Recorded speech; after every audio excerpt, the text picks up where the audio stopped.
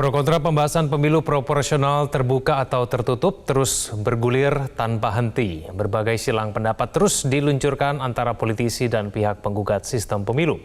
Berikut kami putarkan kembali dialog ubah sistem pemilu untuk siapa dalam program kontroversi.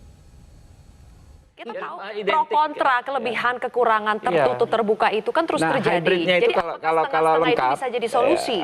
setengah-setengah tuh mungkin kalau dari penggalan kalimat itu masing-masing kan bisa Presiden kita DPR perbaiki. terbuka, tapi level DPRD substansi keterbukaan, nah itu nggak mungkin karena mekanisme pembinaan partai itu kan integral dari DPP, DPD, DPC, ranting dan lain sebagainya sama, nggak bisa dibedakan. Kalau kata hakimnya akhirnya memutuskan terserah.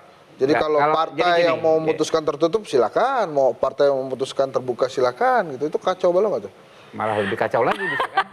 Malah lebih kacau lagi. Nah, maksud saya gini, kita kan bikin sistem. Ya. PDI Perjuangan boleh tertutup gitu. Yang lain mau terbuka aja. Jadi menurut saya begini, Mbak. Gimana, jadi Bang apa yang disampaikan SBY itu bertentangan dengan apa yang dia lakukan di tahun 2009. 2009 itu 3 bulan sebelum pemilu loh. Sistem itu diubah sama SBY sendiri. Apa tuh? Di putusan MK 2008 itu putusan 2224 itu tanggal 23 Desember 2008. Sementara pemilu itu 9 April 2009.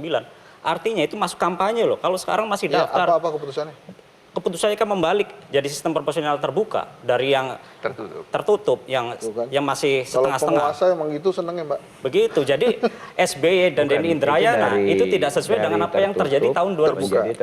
Ada inkonsistensi dari pihak sana ya. Hal ini dijelaskan oleh Putu Arta waktu persidangan. Saat itu dia sebagai KPU, dia saksi ahli dari Nasdem sendiri bahwa dia ditanya oleh majelis hakim, apakah mungkin dengan jarak yang pada saat ini justru lebih panjang dari tahun 2008 saat MK memutuskan, ini masih 9 bulan. Permohonan kami masih 1 tahun lebih dari 4 bulan.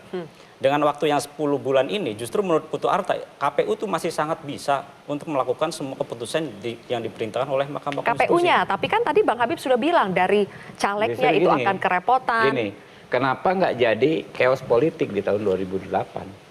Karena justru yang terjadi adalah dari yang tidak baik menjadi baik. Bukan.